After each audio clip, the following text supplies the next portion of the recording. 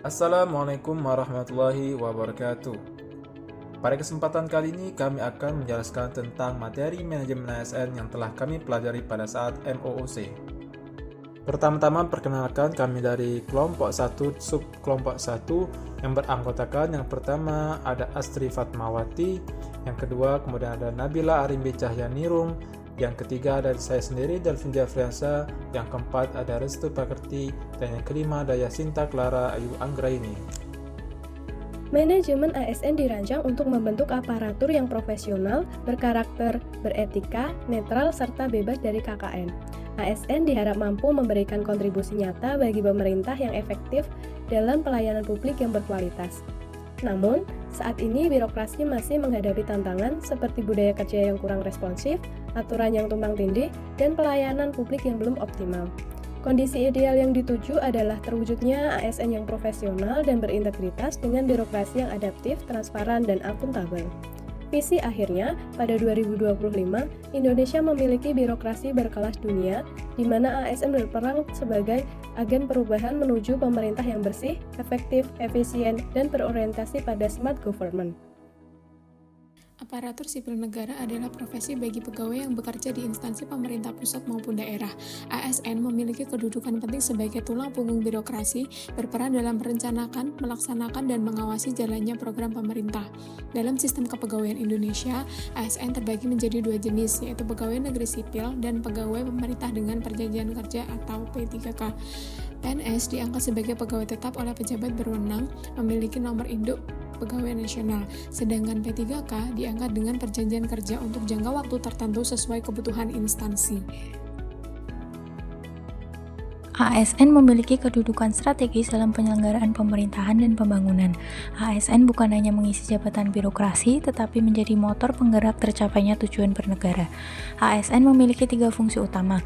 Pertama, sebagai pelaksana kebijakan publik, menjalankan keputusan pejabat berwenang di pusat maupun daerah. Kedua, sebagai pelayan publik, memberikan pelayanan profesional, transparan, dan berorientasi pada kebutuhan masyarakat.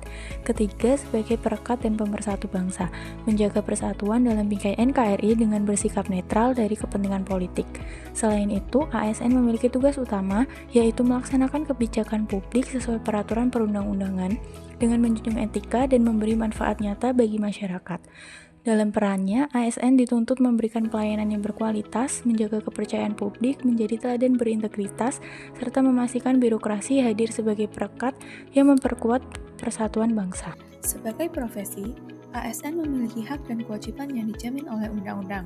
Bagi PNS, hak yang diperoleh meliputi gaji, tunjangan, cuti, kesempatan pengembangan kompetensi, perlindungan hukum, serta jaminan pensiun dan hari tua.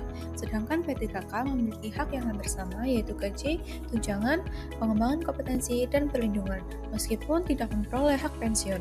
Di samping hak, ASN juga memiliki kewajiban penting, di mana ASN harus setia pada Pancasila, Undang-Undang Dasar 1945, dan NKRI, menjaga persatuan bangsa, menaati seluruh peraturan perundang-undangan, serta melaksanakan tugas dengan integritas, kejujuran, disiplin, dan penuh tanggung jawab. Setiap aparatur sipil negara wajib menjunjung tinggi kode etik dan perilaku dalam melaksanakan tugasnya. ASN harus melayani masyarakat dengan sikap hormat, sopan, dan profesional dalam bekerja. ASN dituntut cermat, disiplin, jujur, serta berintegritas. ASN juga dilarang menyalahgunakan jabatan, wajib menjaga kerahasiaan informasi, dan menghindari konflik kepentingan. Selain itu, seluruh aset negara yang digunakan harus dipelihara, dimanfaatkan secara bertanggung jawab. Dengan memegang teguh kode etik ini, ASN diharapkan menjadi teladan bagi masyarakat sekaligus penggerak terciptanya birokrasi yang bersih, berwibawa, berorientasi pada pelayanan publik. Sistem merit adalah kebijakan dan manajemen ASN yang didasarkan pada kualifikasi, kompetensi, dan kinerja tanpa adanya diskriminasi. Bagi organisasi, sistem ini bermanfaat untuk mendapatkan pegawai yang tepat, berintegritas, dan mendukung terciptanya akuntabilitas birokrasi. Sementara bagi pegawai, sistem merit ini menjamin adanya kesempatan karir yang adil serta peluang untuk meningkatkan kualitas diri. Implementasi meliputi proses rekrutmen, penetapan pangkat dan jabatan, mutasi, penilaian kerja, serta pengembangan karir yang dilakukan secara transparan dan objektif. Untuk memastikan penerapan berjalan sesuai aturan, pengawasan dilakukan oleh Komisi Aparatur Sipil Negara atau KSN bersama dengan Kementerian Pan-RB. Manajemen aparatur sipil negara mencakup dua kelompok, yaitu PNS dan P3K, dengan mekanisme yang berbeda sesuai dengan status kepegawaiannya.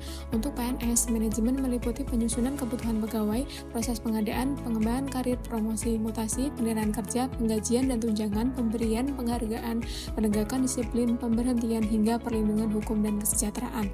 Sedangkan untuk P3K, mekanismenya meliputi penetapan kebutuhan, pengadaan, penilaian kinerja, penggajian, pengembangan kompetensi, pemberian penghargaan, penegakan disiplin, hingga pemutusan perjanjian kerja sesuai masa kontrak. Dengan mekanisme yang jelas, manajemen ASN diharapkan dapat berjalan transparan, objektif, dan mendukung profesionalisme aparatur. ASN memiliki wadah profesi bernama Korps Profesi ASN Republik Indonesia. Organisasi ini berfungsi menjaga kode etik, memberikan advokasi hukum, serta membina pengembangan profesi ASN. Selain itu, tersedia sistem informasi ASN yang mencatat secara lengkap riwayat pendidikan, jabatan, penghargaan, gaji, hingga pengalaman berorganisasi setiap pegawai. Dalam hal terjadi permasalahan kepegawaian, terdapat mekanisme penyelesaian sengketa ASN yang dilakukan melalui upaya administratif seperti pengajuan keberatan dan banding sesuai dengan ketentuan peraturan perundang-undangan. Dengan dukungan organisasi dan sistem ini, ASN diharapkan dapat bekerja lebih profesional, transparan, dan terlindungi dalam menjalankan tugasnya. Manajemen ASN pada dasarnya merupakan upaya pengelolaan pegawai aparatur sipil negara secara menyeluruh, mulai dari perencanaan, pengadaan, pengembangan, hingga evaluasi kinerja. Tujuannya adalah membentuk aparatur yang profesional, berintegritas, akuntabel, netral dari intervensi politik, serta bersih dari praktik korupsi, kolusi, dan nepotisme. Dengan sistem merit sebagai landasan utama, manajemen ASN tidak hanya menjamin keadilan dalam karir pegawai, tetapi juga mendukung terwujudnya birokrasi yang efektif, transparan, dan berorientasi pada pelayanan publik. Pada akhirnya, ASN diharapkan mampu menjadi motor penggerak tercapainya birokrasi berkelas dunia dan pemerintahan yang melayani rakyat secara optimal. Demikianlah presentasi yang dapat kami sampaikan. Sekian dan terima kasih. Kami akhiri. Wassalamualaikum warahmatullahi wabarakatuh.